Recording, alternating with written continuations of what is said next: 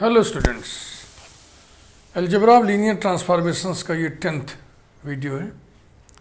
इसमें हम प्रोजेक्शंस से स्टार्ट करेंगे। प्रोजेक्शंस की बातचीत में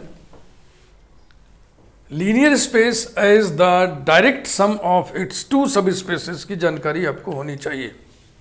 आप पढ़े हुए हैं, मैं एक बार फिर से रिपीट कर दे रहा हूं।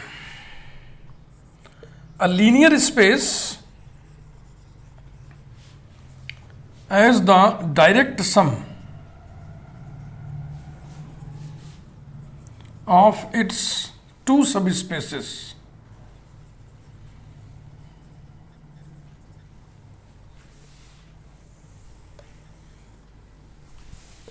let W1 and W2 be two linear subspaces of a linear space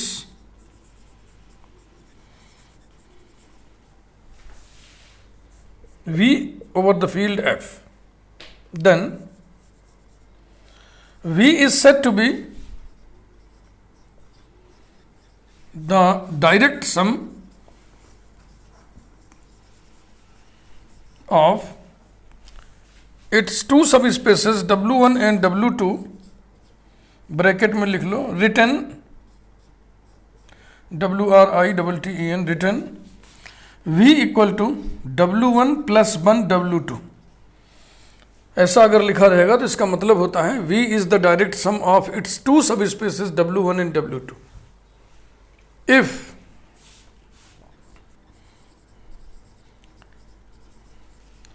each vector alpha of V, if each vector alpha of V is uniquely expressible,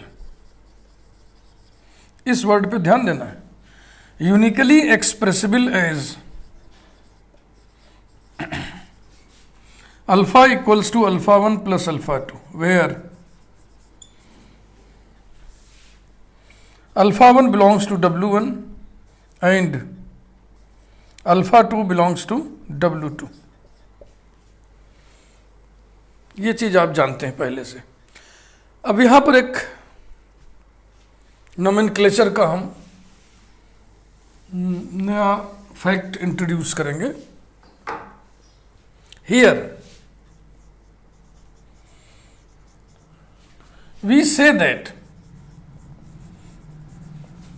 alpha 1 is first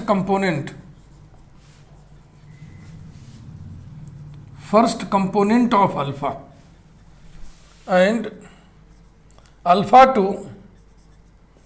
is the second component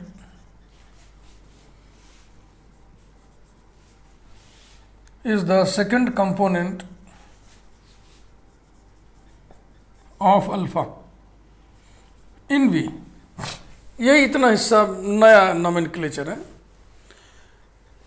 When each vector alpha of V is uniquely expressible as alpha 1 plus alpha 2, then we say that alpha 1 is first component, alpha 2 is the second component of alpha in V.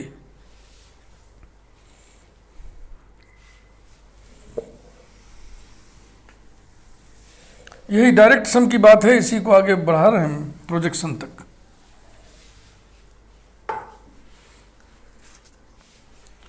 Number 1,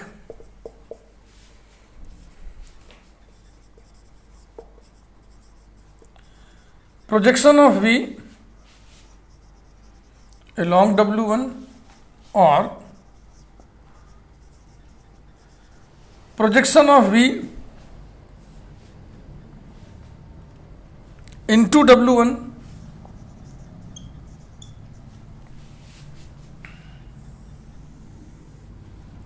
or projection of V on W1। अब कई तरीके से लोग authors लोग लिखते हैं, मैं सब लिख दे रहा हूं। It is the mapping, capital E1 from V to W1 such that even of alpha equal to alpha 1, which is first component of alpha in V for all alpha belonging to V. यही है.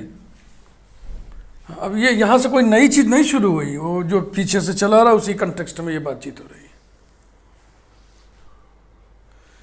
Even वो mapping है V से W1 जो V के element alpha को alpha के first component पर मैप करे. अल्फा का फर्स्ट कंपोनेंट मतलब समझ रहे हैं ना, ऊपर बातचीत हुई है.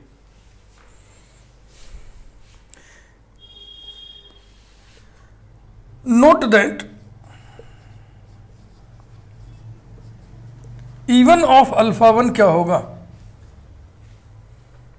इवन ऑफ अल्फा 1 निकालने के लिए आपको पता करना होगा कि अल्फा 1 जो कि V का एलिमेंट है, हालांकि अल्फा 1 एलिमेंट है W1 का, लेकिन W1 की सारी संपदा V की है. तो अल्फा 1 जो V का एलिमेंट है, इसे W1 का एक वेक्टर प्लस W2 का एक वेक्टर के सम के रूप में कैसे लिखा जा सकेगा. तो इसको लिखा जा सकेगा अल्फा 1 प्लस थीटा, जहाँ पे ये एलिमेंट कहाँ का है, W1 का, और ये एलिमेंट कहाँ का है, W2 का. W2 में जीरो वेक्टर होगा ही, क्योंकि W2 सब स्पेस है. तो अब बताइए इवन ऑफ अल्फा 1 बराबर क्या होगा, इसका first component alpha 1 and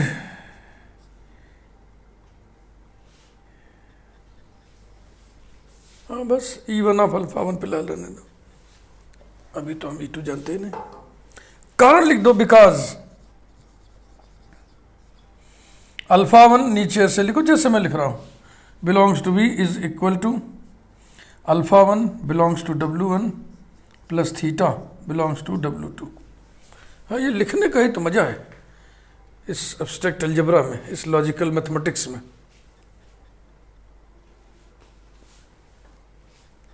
and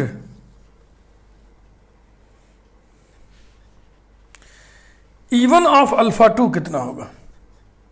E one of alpha 2 is equal to, फिर आइए यहीं पे, अल्फा 2 एलिमेंट है V का, तो इसको ऐसे लिखो सेट करके कि एक वेक्टर W1 का और एक वेक्टर W12 का उसका सम.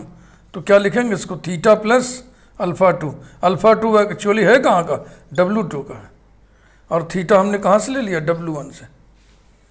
तो इवन ऑफ अल्फा 2 बराबर कितना होगा, अल्फा 2 का first component theta, because alpha 2 belonging to V can be written as theta belonging to W1 plus alpha 2 belonging to W2. यही है भैया प्रोजेक्शन. तो ये V to W1 है, ऐसे ही V to W2 जो मैपिंग होगी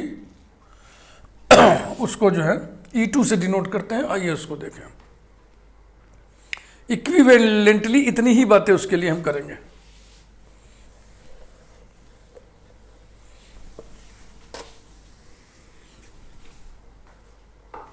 हम इसी में चेंज कर दे रहे हैं सर. नंबर 2 लिखाया है, टाइम सेव होगा. Projection of V along W2 और projection of V into W2 और projection of V on W2. It is the mapping E2 from V to W2 such that E2 of alpha equal to alpha 2, second component of alpha in V for all alpha belonging to V. Note that E2 of alpha 1 equal to theta, because alpha 1 belonging to, ऐसे लिख सकते हैं alpha 1 को, लेकिन E2 V के किसी vector को किस पर मैप करता है, उस वेक्टर के सेकंड कंपोनेंट पे. तो E1 का सेकंड कंपोनेंट कौन होगा, theta. And E2 of alpha 2 equal to alpha 2, because alpha 2 equal to this one. E2 alpha 2 के सेकंड कंपोनेंट पर मैप करता है अल्फा 2 को. तो अल्फा 2 का सेकंड कंपोनेंट कौन है? अल्फा 2। ये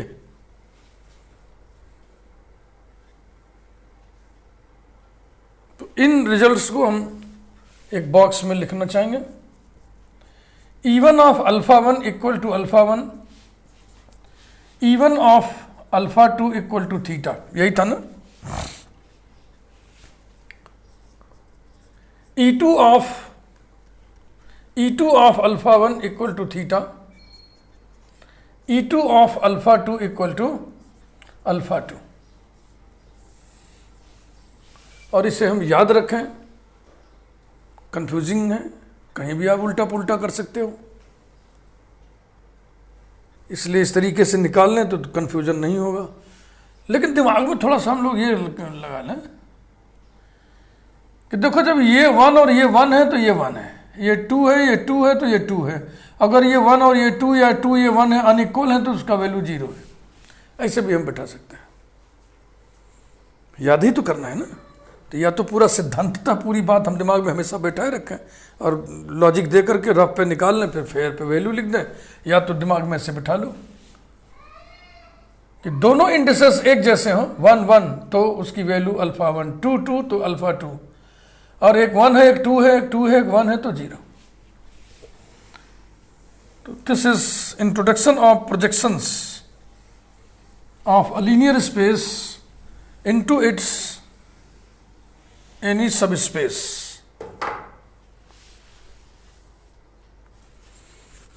Linearity of projections, linearity of these projections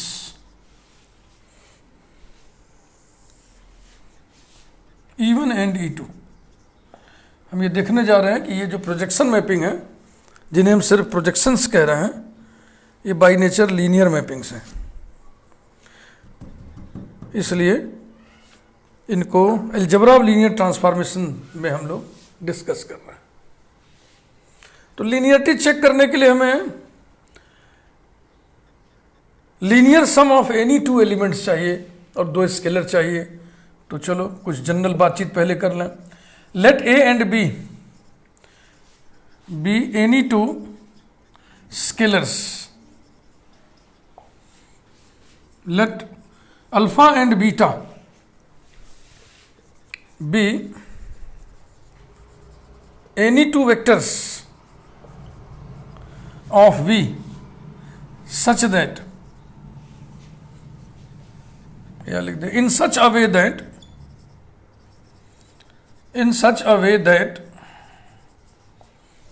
alpha is uniquely expressible as alpha 1 plus alpha 2 and beta is uniquely expressible as beta 1 plus beta 2, where alpha 1 और beta 1 W1 के element हैं, semicolon, alpha 2 और beta 2 W2 के elements हैं।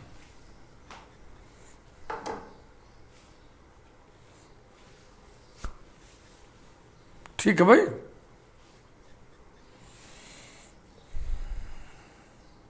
Now a alpha plus b beta calculate कर लें हम।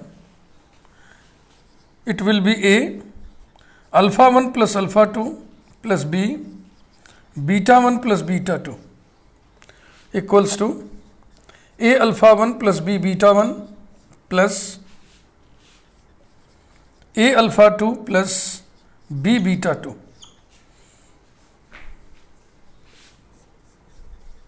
इसे एकदम फ्रेश ऐसे लिख दीजिए, इसके नीचे लिखिए बिलोंग्स टू वी। ये वी के एलिमेंट होंगे ना, ये वी का एलिमेंट होगा ना, और इसके नीचे लिखिए बिलोंग्स टू W1, इसके नीचे लिखिए बिलोंग्स टू W2, इसे डाल दीजिए नंबर 1। ए अल्फा प्लस बी बीटा का फर्स्ट कंपोनेंट ये है, सेकंड कंपोनेंट ये है। प्रोजेक्शन की बातचीत हो रही, इसका मतलब ये सपोज्ड है, ये इंक्लूडेड है कि vector space, linear space V is the linear sum of its 2 subspaces W1 and W2, and so each vector of v is uniquely expressible as sum of a vector of w1 and a vector of w2. ये बार बार लिखा नहीं जाएगा, लेकिन ये understood है। अब आइए दिखाइए E1 लीनियर है और फिर दिखाइए E2 भी लीनियर है।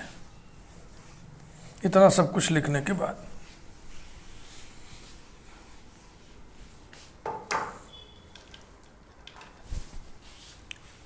नंबर 1,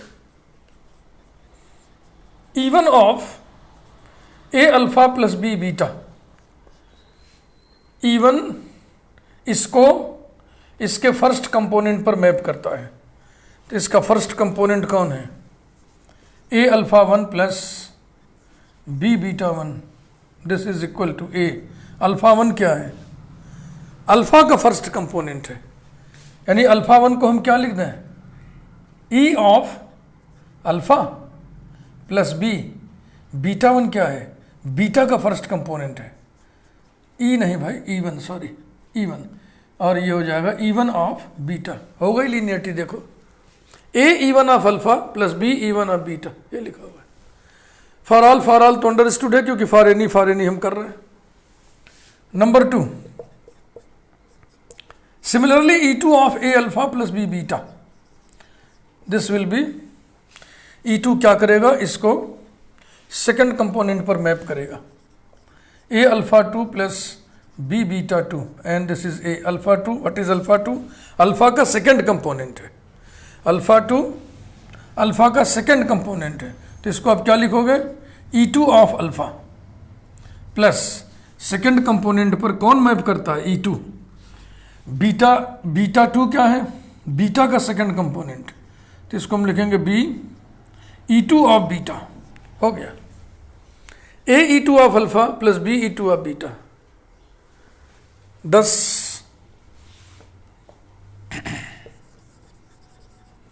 E1 जो कि मैपिंग कहाँ से कहाँ है? V to W1 and E2 from V to W2 are linear mappings,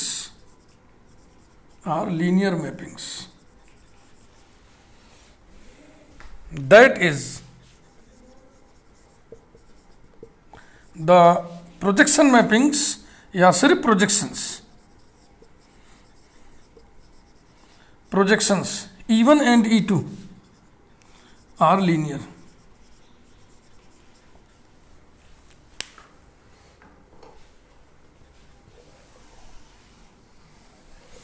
अब हम लोग देखेंगे आइडेम्पोटेंसी। E1 भी आइडेम्पोटेंट लीनियर ट्रांसफॉर्मेशन है, E2 भी आइडेम्पोटेंट लीनियर ट्रांसफॉर्मेशन है। तो idempotency of projections,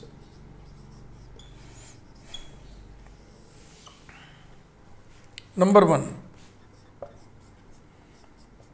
E1 square of alpha is equal to E1 of alpha.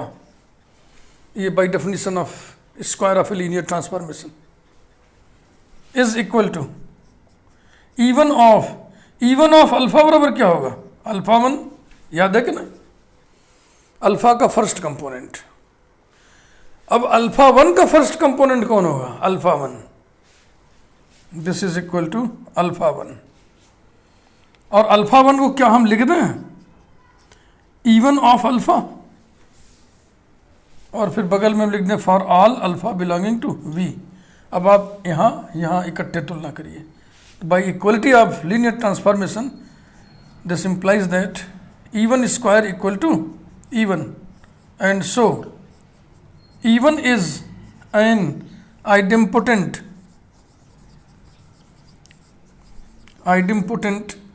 Linear transformation. इसी प्रकार से E2 वाला कर लो।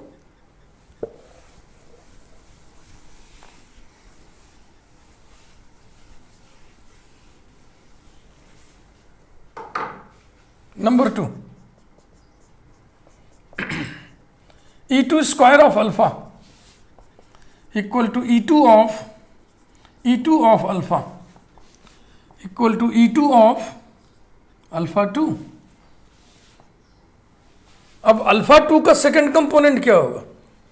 अल्फा 2, और इस अल्फा 2 को हम लिख सकते हैं E2 of alpha for all alpha belonging to V.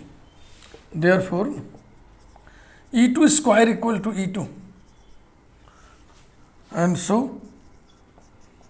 E2 is an idempotent linear transformation. अब E1 E2 में एल्जेब्राइक रिलेशन निकालेंगे.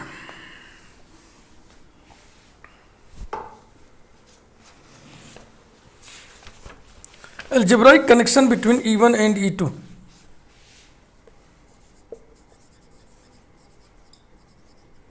Algebraic connection between E1 and E2. Number 1, E1 of alpha is equal to alpha 1. Alpha 1 को हम लिख दें alpha minus alpha 2, लिख देना. क्यों? Since alpha equal to alpha 1 plus alpha 2, ये यूनिक होता है. तो अल्फा 1 बराबर होगा अल्फा माइनस अल्फा 2. अल्फा को हम लिख दें I alpha where I is identity operator, minus alpha 2 को हम लिख दें E2 ऑफ अल्फा, और फिर ये बराबर हो जाएगा I minus E2 operated on alpha for all alpha belonging to V. Equality वाली बातचीत कर ले. This implies that E1 equal to I minus E2. E1 equal to I minus E2.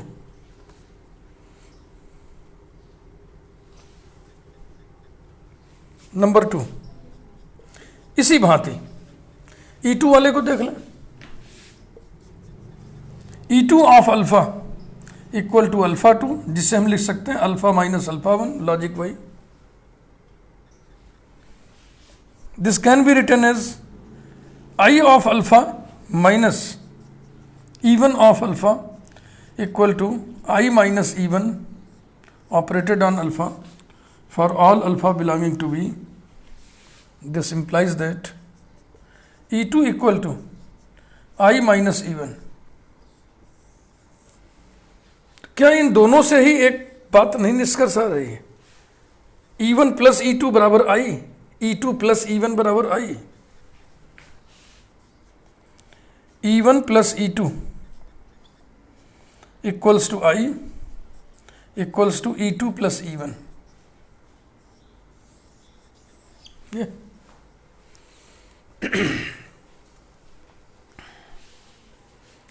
तो प्रोजेक्शंस का ये इंट्रोडक्शन लेक्चर था. इसके बाद प्रोजेक्शंस पे कुछ थ्योरम्स हम लोग देखेंगे अगले वीडियो में. इस वीडियो में हम समझते हैं इतना काफ़ी है, और आपको बहुत ही कायदे से हमने सब चीज़ समझा दिया. आपके समझ में आया भी होगा. वीडियो लाइक कीजिए, और अगले वीडियो में हम लोग फिर कुछ थ्योरम्स की बातचीत करेंगे. Thank you very much.